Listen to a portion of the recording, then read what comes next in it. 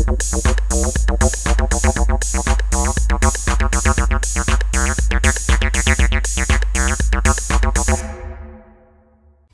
voulais présenter le node Principled BSDF.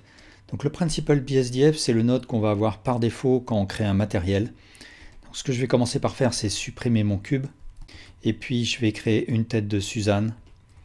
Je vais faire un clic droit Shade Smooth. Et ici, dans le panneau des modificateurs, je vais lui attribuer un modificateur Subdivision Surface. Je vais me mettre en mode Rendered Preview. J'ai créé une lampe dans ma scène. Et je vais aussi décocher l'option Scene World de manière à pouvoir profiter des environnements, des images HDRI qu'on a par défaut si jamais on va en mode Material Preview. Et je vais choisir par exemple cette image HDRI. Donc si je veux, je peux la rendre visible. Je vais mettre la valeur World Opacity à 1 et baisser la valeur Blur à 0. Je vais sortir de la vue orthographique avec 5, histoire de voir une vue en perspective. Donc là, je vais remettre l'opacité du monde à 0.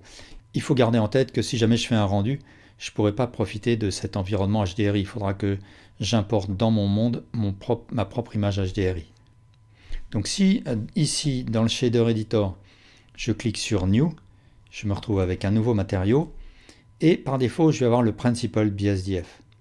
Donc le Principled BSDF, en quelque sorte, il va fonctionner comme une combinaison de nodes.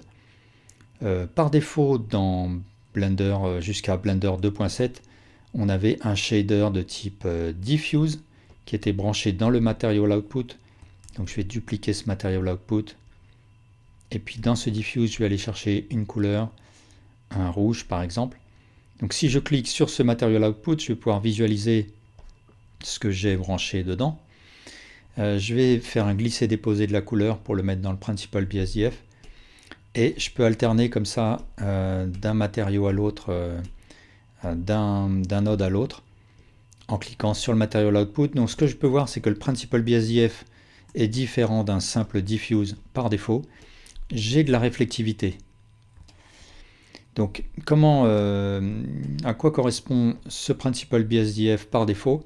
Eh bien, ce que j'ai par défaut, ça va être un mix. Donc, je vais créer un shader, mix shader, entre un diffuse et puis un glossy, avec pour facteur un input layer weight en sortie facing, que je vais mettre à 0,1. Donc en fait, le layer weight va renvoyer sur les faces dont les normales sont perpendiculaires à ma vue le deuxième node ici, donc la réflectivité. Donc quand je vais, plus je vais m'approcher de la lisière de mon objet, des faces qui sont perpendiculaires à ma vue, plus je vais avoir de la réflectivité. Et ça ressemble assez, ce montage ressemble assez à ce qu'on a par défaut avec le Principled BSDF. Et bien sûr, si dans le Principled BSDF, je mets la valeur spécular à 0, à ce moment-là, j'ai plus aucune réflectivité et ça équivaut à un simple diffuse. Et puis, bien sûr, j'ai une série d'entrées sur la gauche du Principled BSDF. Par exemple, je peux faire entrer une image dans le Base Color. Si je sélectionne mon Principled BSDF et je presse CTRL-T grâce à l'add-on Node Wrangler, ici je peux aller charger une image et elle va venir tenir lieu de Base Color et s'afficher sur la surface. Alors ensuite j'ai la valeur Roughness de mon Principled BSDF qui va déterminer le côté brillant ou mat de mon objet.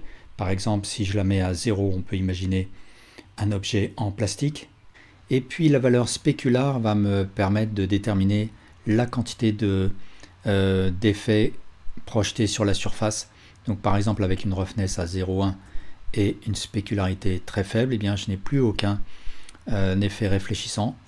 Et avec une spécularité à 1, j'ai tous les flets réfléchissants projetés sur la surface.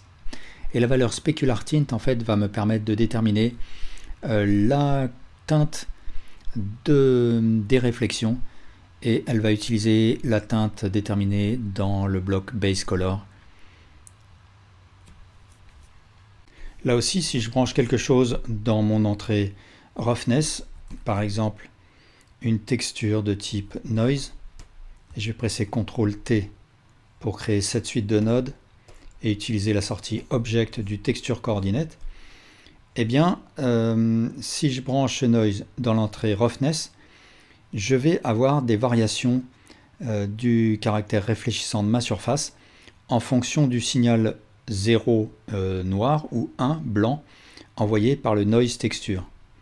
Donc si je branche directement, alors je vais faire un CTRL SHIFT, clic gauche pour voir directement mon Noise dans le Material Output, je vois mes taches noir et blanc, et donc cela va créer, une fois branché dans l'entrée Roughness, cette variation dans le caractère réfléchissant de ma surface.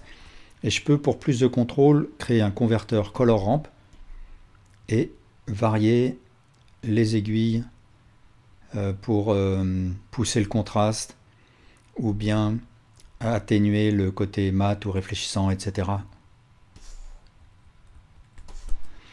Ensuite, j'ai la valeur Subsurface, et cette valeur, je vais l'utiliser quand je voudrais créer des matériaux de type peau, cire, beurre, etc. C'est-à-dire quand la lumière pénètre en partie sous la surface de l'objet. Et je parle plus en détail du Subsurface dans le tutoriel sur les transparences. Ensuite, j'ai la valeur métallique. La valeur métallique, en principe, elle est soit 0, soit 1. Donc si j'ai besoin de faire un métal, je vais la mettre à 1. Dans un cadre pas réaliste, on peut peut-être explorer ce que ça donne avec une valeur intermédiaire. Mais en tout cas, en principe, c'est soit 0, soit 1. Et ensuite, on va jouer avec le roughness de manière à créer un métal très réflexif ou non. La valeur spécular, a priori, on la laisse à 0,5. On a ensuite, quand on est dans le cadre d'un objet métallique, la valeur anisotropique qui, quand on est dans Cycles, va nous créer un effet de métal brossé. Donc je vais prendre par exemple un cylindre, ça va être plus clair. Je vais sélectionner la face du haut, la face d'en dessous, faire un bevel. Et puis clic droit, Shade Smooth, et ensuite je vais sélectionner avec un Shift la tête de Suzanne et faire un CTRL L pour faire une copie du matériau, donc Link Materials. Et là, je vais plus clairement voir mon effet anisotropique. Donc si je mets l'anisotropie à 1, je vais voir en fait cette réflectivité qui va prendre une direction, et cette direction, je peux la varier avec la valeur anisotropic rotation. Et donc c'est typiquement pour faire du métal brossé.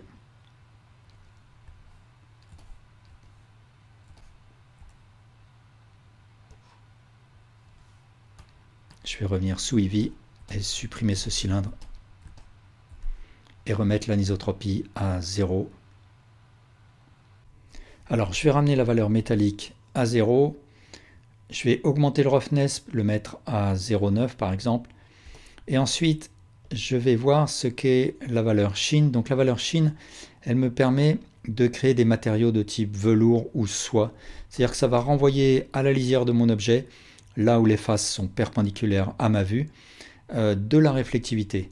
Donc là, on ne voit pas grand-chose. Je vais rendre ma couleur de base beaucoup plus sombre et on va commencer à mieux voir l'effet. Et puis la valeur Sheen Tint me permet de renvoyer sur ces parties réfléchissantes la couleur définie dans l'entrée, dans le bloc Base Color. Alors l'effet est vraiment discret. Ça ressemble en fait à ce que j'avais conçu comme combinaison au tout début, c'est-à-dire, alors si je duplique mon Material Output là, un mix entre un shader diffuse et un shader glossy.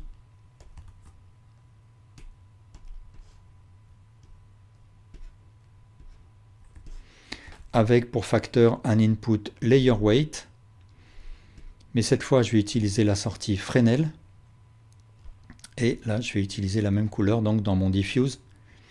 Et donc là, on a quelque chose qui est beaucoup plus flagrant. Donc je vais quand même baisser la valeur blend du layer weight. Et on a quelque chose qui est plus flagrant, sur lequel on a plus de marge de manœuvre. On peut aussi créer un converteur color ramp en aval du layer weight, de manière à mieux contrôler cet effet du layer weight.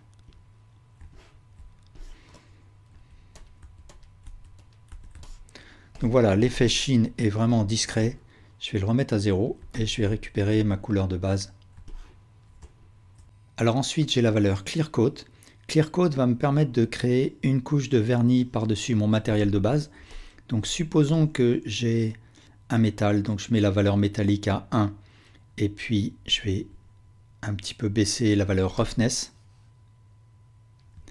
Si je mets la valeur Clear Coat à 1, je vais avoir ce vernis et je peux déterminer une valeur roughness, une réflectivité propre à ce vernis. Donc là, ce que je peux voir, c'est que j'ai vraiment cette réflectivité qui va venir se superposer à mon matériau métallique de base. Par contre, je ne peux pas contrôler la couleur de mon vernis. Si je veux faire quelque chose comme ça, à ce moment-là, là, je vais remettre le clear coat à 0. Il faudrait que je fasse un montage avec, par exemple, un shader, add shader pour rajouter mon effet, mettre un shader glossy et ici choisir une autre couleur, baisser le roughness par exemple.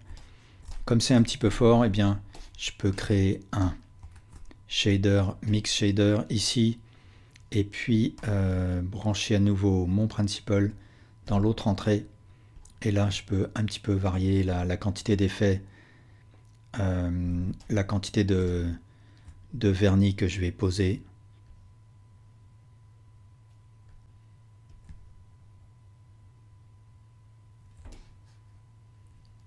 Alors je vais supprimer ces éléments. CTRL X pour retirer un node mais garder le lien entre deux nodes. Et je vais remettre la valeur métallique à 0, la valeur roughness à 0,5. Ensuite j'ai la valeur transmission. Transmission va me permettre de créer des matériaux de type verre, plastique, eau, etc. Et là je renvoie vers le tutoriel que j'ai fait sur les transparences et aussi celui que j'ai fait sur le verre, en particulier pour Eevee. Et ici j'ai la valeur IOR, l'indice de réfraction, qui va me permettre de régler la manière dont la lumière traverse et est déformée par le matériau. Ensuite j'ai la possibilité d'attribuer à mon objet une valeur d'émission, donc comme s'il émettait de la lumière. Cela va s'ajouter bien sûr au réglage précédent. Si jamais je veux de l'émission pure, à ce moment-là il me faut un shader emission que je branche directement comme ça. Et là, ce que je peux voir, c'est de l'émission pure.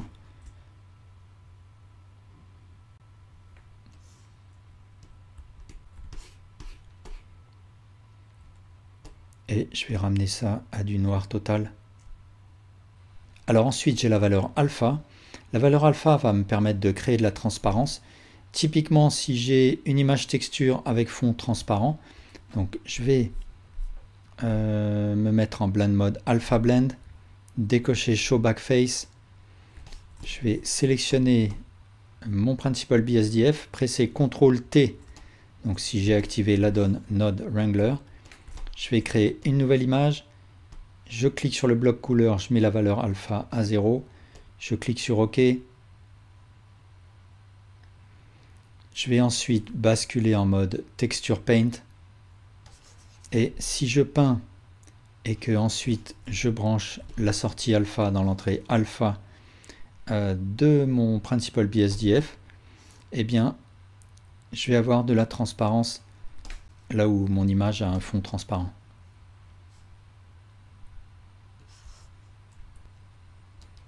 Ensuite, l'entrée normale va me permettre de créer du relief fictif sur la surface de mon objet. Donc soit une normal map, soit un bump map. Donc par exemple, je vais créer une texture noise texture. Je vais créer ensuite un vecteur bump.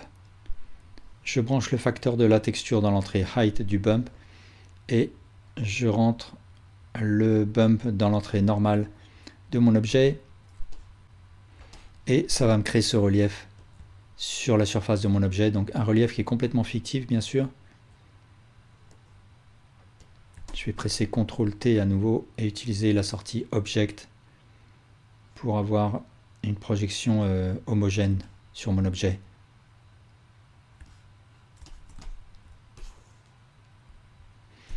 Clear Coat normal va me permettre de créer du relief mais sur le vernis et Tangent va me permettre de contrôler la rotation de mon anisotropie. Donc le Principal BSDF il va fonctionner en quelque sorte comme une combinaison de nodes. Donc il est fait pour nous simplifier le travail et il peut se suffire à lui-même ou bien on peut avoir besoin de le combiner avec d'autres nodes ou bien au contraire on peut se passer de Principal BSDF et travailler avec une combinaison de nodes à la place. Voilà, et bien merci beaucoup pour votre attention.